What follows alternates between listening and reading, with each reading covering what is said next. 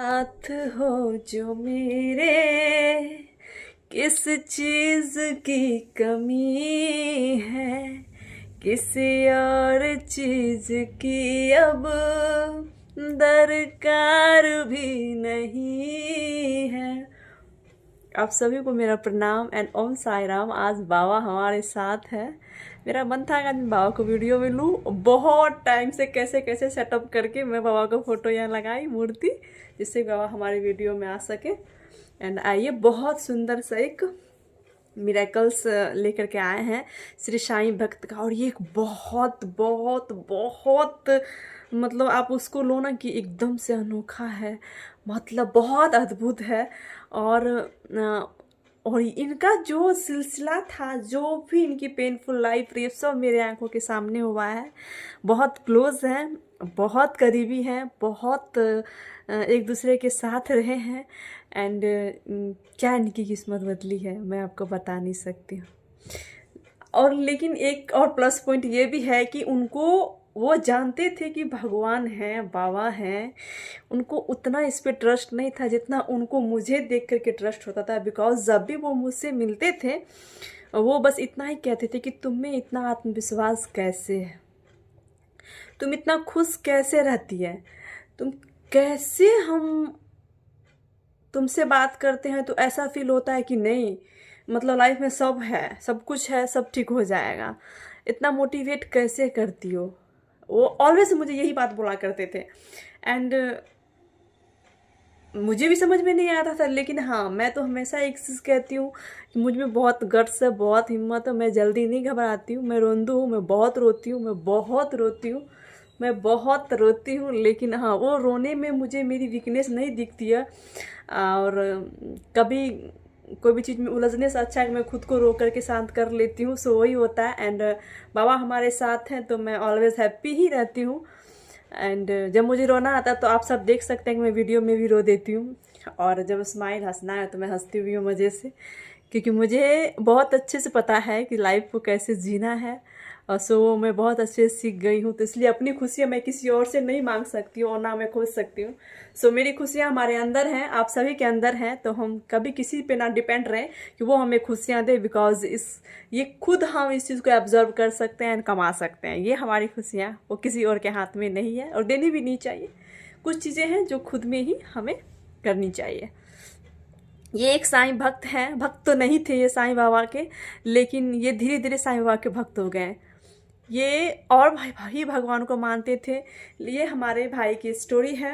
And ये मेरे अपने भाई की स्टोरी नहीं है, और हमारे ही मोहल्ले के हैं, बहुत करीबी है, बहुत करीबी है, उनकी ये स्टोरी है। और इसलिए मैं बोली कि हम लोग बहुत अच्छे से एक दूसरे को जानते थे। ये महज 14 साल के थे तब से इनके माँ बाप ने इनको छोड़ दिया। कोई इनका सहारा नहीं था, ये बस अकेले थे। जैसे तैसे ये अपना बिजनेस करते थे, अपना भरण पोषण करते थे। 14 साल के एक बच्चों को आप उम्मीद लगाओ कि वो क्या कर सकता है। धीरे धीरे 17 में जब वो आए, 2017 की मैं बात करती हूँ, तब उनकी उम्र पता नहीं क्या होगी, 21-22 साल का होगा, जो भी होगा, 17 ऐसे ही कुछ था। तो वो एक इंसान के कनेक्ट में आए और उन्होंने उसको बोला कि जो तुम ऐसे यहाँ वहाँ भटकने से अच्छा है तुम कोई काम क्यों नहीं कर लेते। तो वो बोला, मैं क्या करूँ, मेरे पास कुछ भी नहीं है, 1 रुपये भी नहीं है काम वाम करने के लिए, मैं क्या करूँ। तो वो आदमी बोला, क्या कीजिए, तुम कहीं नौकरी रह लो। तो वो बोला ठीक है। तो उन्होंने किसी एक मिस्त्री के घर में नौकरी का काम वो करने लगे। लेबर मिस्त्री जो होता था, जो उसको 300-400 रुपया देने लगे। जो एक दिन का काम होता है ना, लेबर मिस्त्री जो काम करता है उसको जितना पैसा दिया जाता है उसको देने लगे। जब वो काम करने लगी तो मैं जब उसको देखी तो मैंने बोली कि आप इस काम के लिए नहीं बने हो, और अपनी कमजोरी को मत बताओ कि मैं बहुत वीक हूँ तो मैं कुछ भी करके भरण, जीने के लिए तो इंसान सब कुछ करके जी सकता है। जो मजदूर है वो भी ज़िंदगी, हम सबसे तो अच्छी ज़िंदगी ही होती है। लेकिन फिर भी अपने आप को आंकिए, और आप बहुत काबिल हैं। और एक बार बाबा पे भरोसा रखिए और अपना कदम आगे बढ़ाइए। मेरा दिल कहता है कि आप बहुत अच्छा करेंगे, क्योंकि बहुत नेक इंसान है वो। और ऐसा ही कुछ हुआ।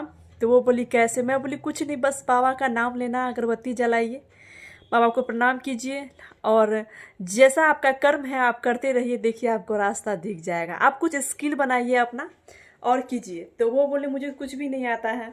मैं बोले अगर आप लेबर मिस्त्री का ही काम कर रहे हैं तो वही कीजिए, लेकिन अपना काम समझ के कीजिए। ये मत सोचिए कि ये किसी और का काम हम कर रहे हैं।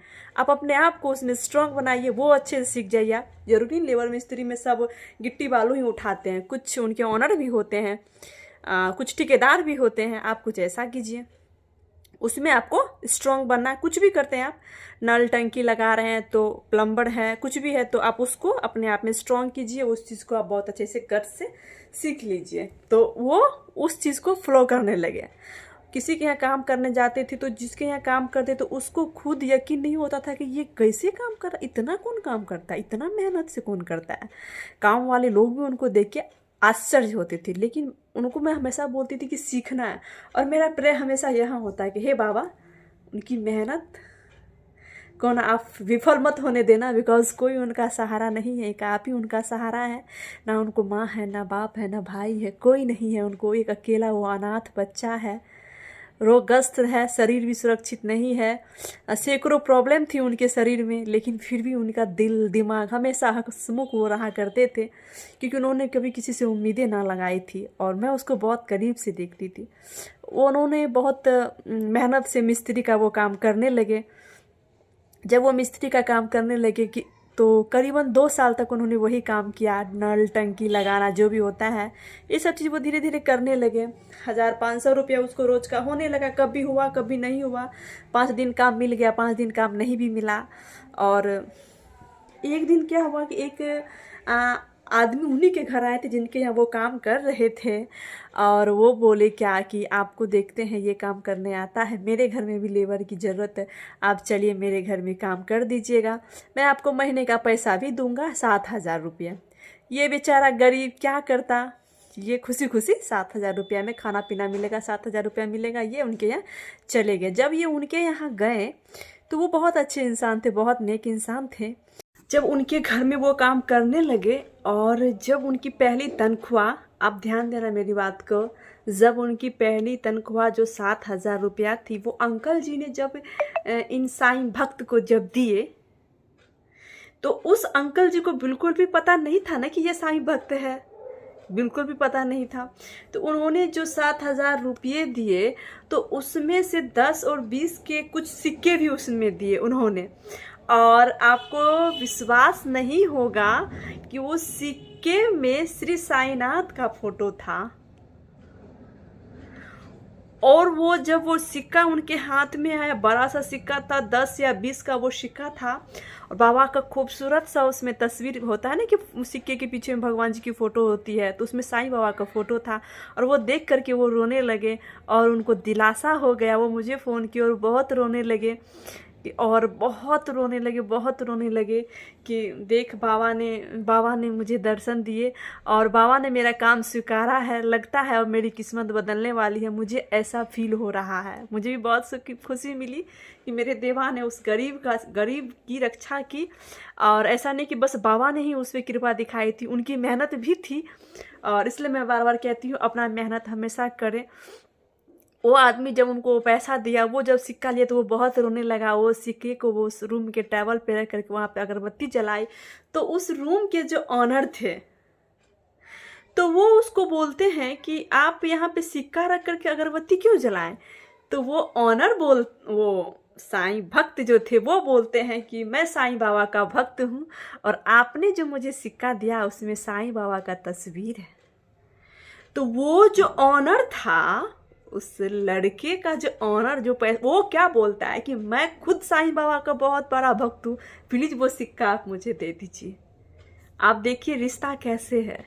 वो बोलते हैं अंकल जी कि मैं खुद साईं भक्त हूँ, प्लीज़ आप वो सिक्का मुझे दे दीजिए। तो ये इधर से बोलते हैं साईं भक्त कि नहीं, मैं ये सिक्का आपको कैसे दे दूंगा मालिक, आपने मुझे ये दिया है, इसमें भगवान जी है, मैं इसको अब किसी को दे नहीं सकता। और वो साईं जो ऑनर थे, मालिक थे, वो हंसने लगे और वो गिल्ट फील होने लगे, और फिर वो खूब खुश हो गए कि आप साईं भक्त हैं, हमारे घर में साईं भक्त है। मतलब कहीं साईं भक्त मिल जाना भी बहुत बड़ी बात होती है।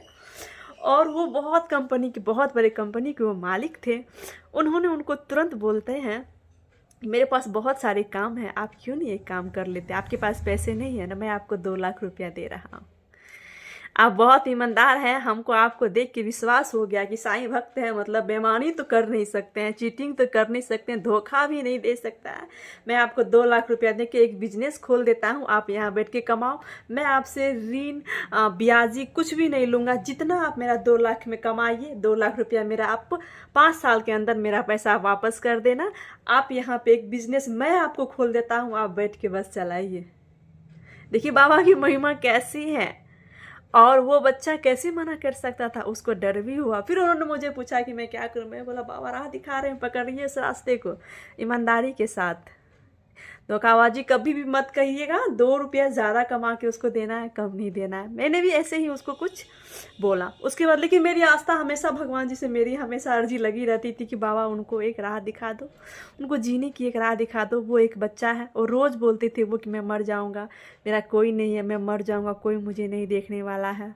और सच में उसके बाद उन्होंने 1 साल उसके बिजनेस जो उसको खोल के दिए थे, वो बिजनेस था मोटा मोटा पाइप का, नल टंकी बेसिन जो भी होता है सामान, रूम डेकोरेट पाइप्स जो भी चीज़ें होती है वो सब चीज़ का था।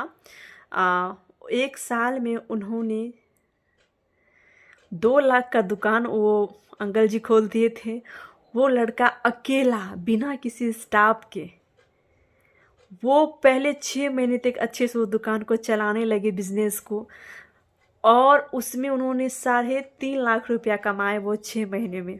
जब 3.5 लाख रुपया वो कमा लिए, मैं पैसे भी बता रही हूँ आपको, उसके बाद वो डायरेक्ट ये बात मुझे बताए। मैं बोली आप अपने एक ऑनर को बताओ, क्योंकि वो साईं भक्त हैं, वो आपसे साथ धोखाबाजी नहीं कर सकते हैं।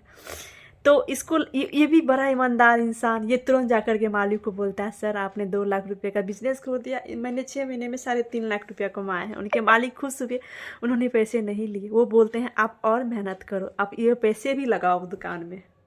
और आप यकीन नहीं मानेंगे, 9वां महीना जब कंप्लीट हुआ उनका दुकान का, तो 6 लाख रुपये का प्रॉफिट हुआ उस दुकान से उसको। और वो लड़के 2 लाख रुपये अपने मालिक को दे दिया और बोला मालिक आपका बहुत बड़ा रहम है, अब मैं खुद इस बिज़नेस को संभालना चाहता हूँ। आज वो महीने का 2 लाख, 2.5 लाख, कभी 1 लाख ऐसे कमा रहे हैं। और महज ये 2.5 से 3 साल में ये घटना घटी है। और अभी भी वो उनके पास ऐसे हजारों हजारों ग्राहक की भीड़ लगी हुई रहती है। और उनका दिल दिमाग जो उनका स्थायी हर चीज़ है वो एकदम एक जगह है। और वो साईं बाबा के परम भक्त बन गए हैं। और हर महीने वो 50,000 प्लस का उनका बचत है। और इतना हैप्पी है वो जिसका जवाब नहीं है। और ये बस श्री साईं बाबा की कृपा से हुआ है। लेकिन उन्होंने अपनी ज़िंदगी में बहुत ही कष्ट काटे हैं, इसलिए जो 1,000 रुपया भी उनके लिए बहुत बड़ी बात थी, आज वो लाखों में कमा रहे हैं। और उनकी जो है वो पैसे की जो वो इनकम है वो रुक नहीं रही है, बाबा की बरकत से बढ़ती जा रही है। बिकॉज वो बहुत मेहनत करते हैं, रात दिन वो दुकान में लगे रहते हैं। और मेरे साईनाथ हैं, अगर बच्चे मेहनत कर लिए तो ऐसा नहीं है कि बाबा अपनी रहम कृपा नहीं दिखाते हैं। हम बस सोए बैठे साईं का जागरण कर ले तो उससे कुछ नहीं होगा। बहुत कुछ करना पड़ता है बहुत कुछ पाने के लिए। बस हमें एक सहारा की ज़रूरत होती है जो हमारे श्री साईनाथ होते हैं। और यकीन मानिए कि मुझे खुद विश्वास नहीं हुआ कि उनकी ज़िंदगी इतनी कैसी बदल गई। लेकिन मेरा दिल कहता था हमेशा कि ये इंसान कभी धोखा नहीं दे सकता है किसी को। और आज वो सारा श्रेय श्री साईनाथ को देते हैं। और उनकी इतनी अच्छी इनकम है कि अब जब वो अपने घर आते हैं तो लोग उसको बुलाते हैं उनसे मिलने के लिए, उनसे उसका राज पूछना चाहते हैं कि इतना जल्दी ये इतना सक्सेस कैसे कर लिया। सबके दिलों पे वो अपराध करने लगे। जब आपके पास पैसे नहीं होते हैं तो ये सच है कि कोई हमें नहीं जानता, जब आपके पास पैसे हो तो सब आपके रिश्ते बन जाते हैं। ये बात सच भी है। और कहीं ना कहीं ये बात ट्रूथ भी है कि जब तक पैसे हमारे साथ है, पैसे लेके कोई इंसान नहीं जाता है। लेकिन जब तक पैसा नहीं है तो कोई वजूद भी नहीं होता है इंसान का, क्योंकि इंसान पैसे से ही जाना जाता है। और बाबा की लीला अपरंपार है, बहुत अपरंपार। अपनी आस्था बनाए रखे। ओम साई राम, बाय बाय।